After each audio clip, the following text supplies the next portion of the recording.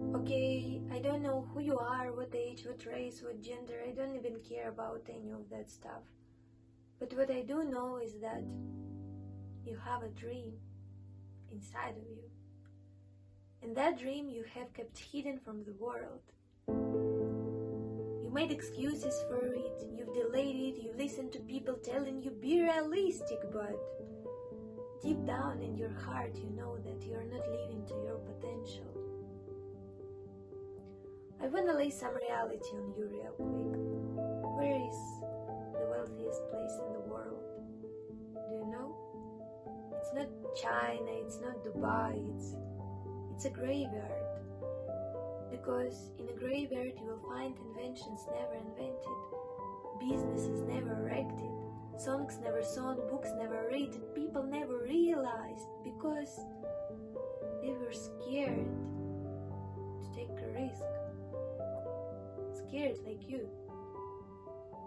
But do you want to know something else? You're not in a graveyard yet. We get only one life, right?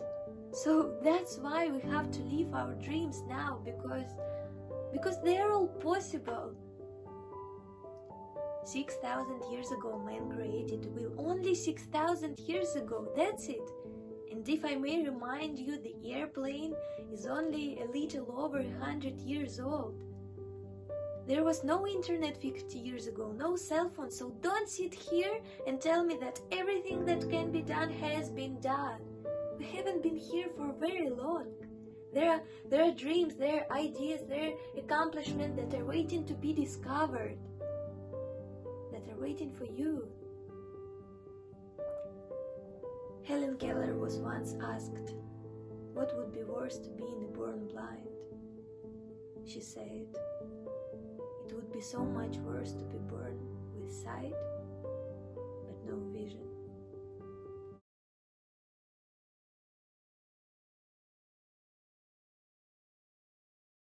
Hi! Hi, darling, how are you? Oh, I don't know what to do. I hate myself. You know, I would like to tell you something. For shame deny that thou bearest love to any, before thyself as the own provident.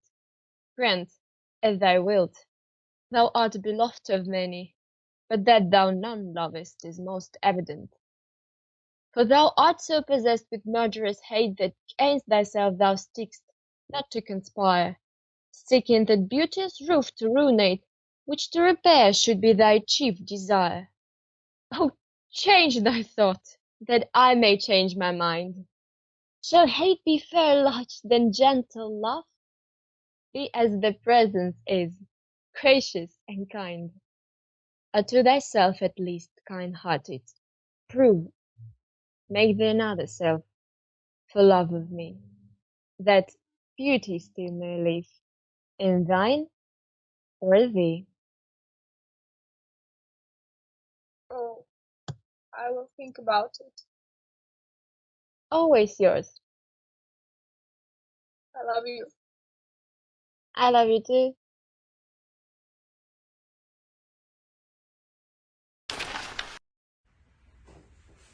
Female, that's where I chose the word.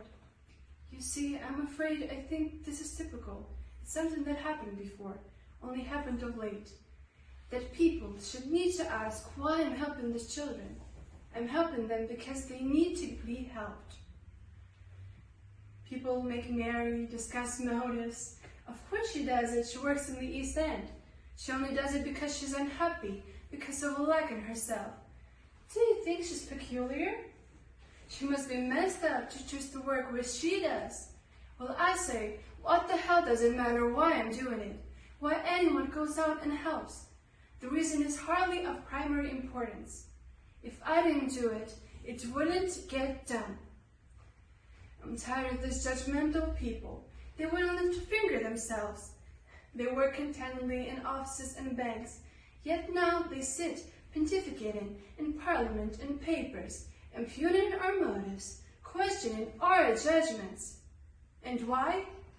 Because they themselves need to feel better by putting down everyone whose work is so much harder than theirs. You only have to say the words social worker, probation officer, for everyone in this country to sneer. Do you know what social workers do? Every day, they try and clear out society's drains. They clear out the rubbish. They do what no one else is doing and what no one else is willing to do. And for that, oh Chris, do we thank them?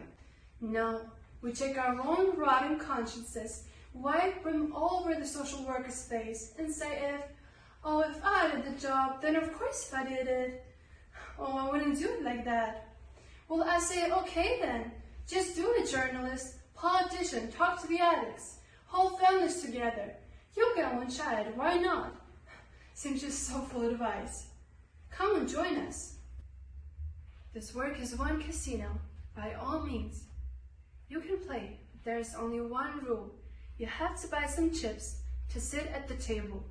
And if you won't play with your own effort, with your own time, then I'm sorry, clear off. A poem, What Life Should Be, by Pat Fleming. To learn, while still a child, what this life is meant to be. To know it goes beyond myself, it's so much more than me. To overcome the tragedies, to survive the hardest times, to face those moments filled with pain, and still manage to be kind. To fight for those who can themselves, to always share my light with those who wander in the dark, to love with all my might, to still stand up with courage, though standing on my own, to still get up and face each day, even when I feel alone, to try to understand the ones that no one cares to know, and make them feel some value when the world has let them go, to be an anchor, strong and true, that person loyal to the end, to be a constant source of hope to my family and my friends, to live a life of decency, to share my heart and soul, to always say I'm sorry when I've harmed both friend and foe, to be proud of whom I've tried to be, and this life I chose to live, to make the most of every day by giving all I have to give. To me, that's what this life should be. To me, that's what it's for. To take what God has given me and make it so much more. To live a life that matters, to be someone of great worth, to love and be loved in return, and make my mark on earth. Thanks for your attention.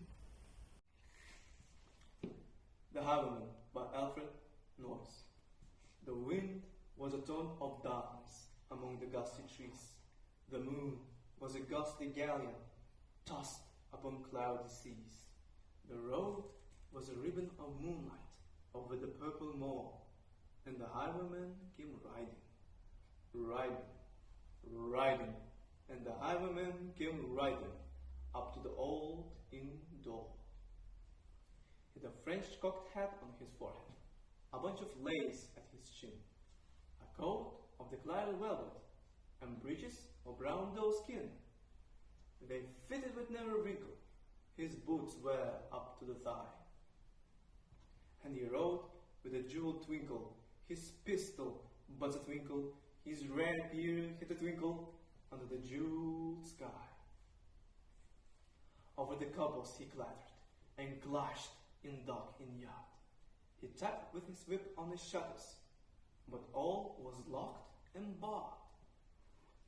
He whistled a tune to the window, and who should be waiting there but the landlord's black-eyed daughter, Bess, the landlord's daughter, plaiting a dark red love knot into her long black hair. What shocking conduct, Miss Eyre, to strike a young gentleman, your young master.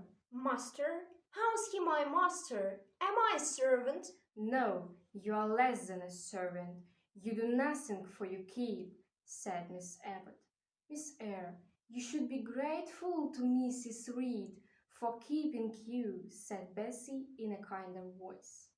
If you don't behave, she might send you away, and then where would you be? You'd better say your praise, miss, and ask for forgiveness, said Abbot. They left and locked the door behind them. Left alone, holding furiously onto the chair I had been pushed into, I turned the afternoon's events over and over in my mind. Why did everyone adore selfish, rude John, Georgiana, and Eliza and hate me, even though I tried to be good? Why could I never please? Was it because they were pretty with their golden curls and silk dresses, and I was poor and plain? Unjust, unjust, said a voice in my head.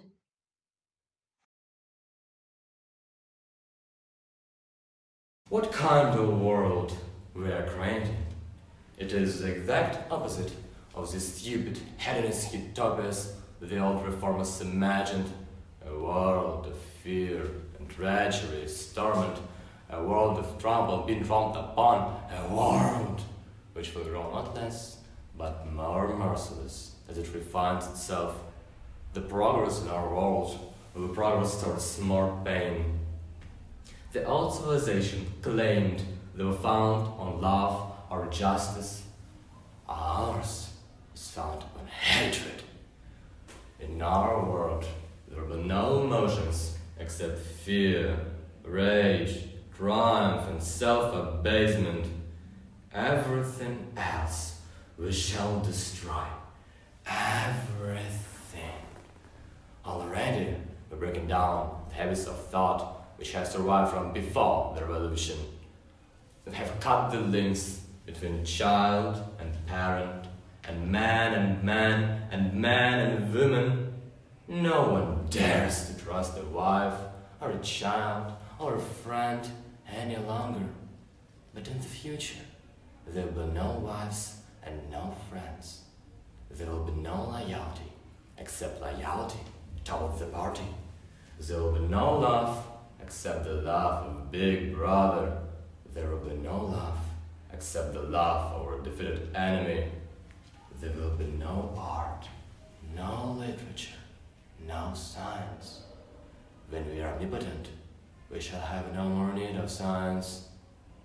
If you want a picture of the future, imagine a bird stamping on a human face forever. Angelina Ray, Autumn Leaves. In the hush, in the lonely silence of the chill October night, some wizard has worked his magic with fairy fingers light. The leaves of the sturdy oak trees are splendid with crimson and red, and the golden flags of the maples are fluttering overhead. Through the tangle of faded grasses there are trailing vines ablaze, and the glory of warmth and color gleams through the autumn haze. Like banners of marching army that farther and farther go down the winding roads and the valleys, the boats of the sumacs grow. So open your eyes, little children, and open your hearts as well, till the charm of the bright October shall fold you in its spell. Hello, let me introduce myself. My name is Olga Lipokhina. I'm a third-year student of the Economic Department at the Volgograd Institute of Management, a branch of Russian Presidential Academy of National Economy and Public Administration. And today I would like to present a fragment from the novel The Fault in Our Stars by John Green. Hello, my name is Hazel Grace. Augustus Waters was the great star-crossed love of my life. Ours was an epical story, so I won't be able to get more than a sentence into it without disappearing into a puddle of tears. God knew, God knows. I will not tell you about our love story, because, like all real love stories, it will die with us, as it should. I'd hope that he'd be eulogizing me, because there is no one I'd rather have.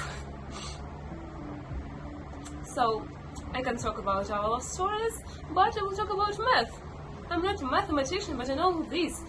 There are infinite collection of numbers between 0 and 1. There is 0.1 and 0.12 and 0.112 and infinite collection of others. Some infinities are bigger than other infinities. Right, we used to like to at that. There are days, many of them, when I resent the size of my unbounded set. I want more numbers than I'm likely to get, and God, I want more numbers for Augustus water than he got. But guys, my love, I gotta tell you how thankful I am for our little infinity. I wouldn't trade it for the world. You gave me forever within numbered days, and I'm grateful. Hi, my name is Tanya, and I'm gonna tell you a fragment from the poem The Chaos. Dear creature in creation, study English pronunciation. I will teach you in my verse. Sounds like corpse, corp, horse, and worse. I will keep you soothing, busy, make your head with heat grow dizzy. Tear an eye, your dress will tear. So shall I, or hear my prayer. Just compare heart, beard, hurt, dies and died, lord and word, sword and sword, written and written. Mind the light how it's written. Now I surely will not plague you with such word as plague and ague. But be careful how you speak. Say break and stake, but bleak and streak. Cloven, oven, how and blow, script, receipt, show, poem, and tone. He may say, devoid of trickery, dora, laughter, and tripsickery, typhoid, measles, topsails, isles, exiles, similes, and reviles, scholar, vicar, and cigar, solar, mica, war, and fire, one, anemone, balmoral, kitchen, lichen, laundry, laurel, Gertrude, German, wind and mine, sin, melpomene, mankind. Billet doesn't rhyme with belly. Bouquet, wallet, mallet, Shelley. Blood and flood are not like food, nor is mold like shoot and wood. Viscous, vacant, load and broad, toward to forward to reward. I've got a migraine, and my pain will raise from up, down, and sideways. Thank God it's Friday, 'cause Fridays are always be better than Sundays, 'cause Sundays are my suicide days. I don't know why them always seem so dismal. Thunderstorm, snow, clouds, and the slack drizzle. Whether it's the weather or the latest bomber brain, sometimes the thing's better than the migraine in my head.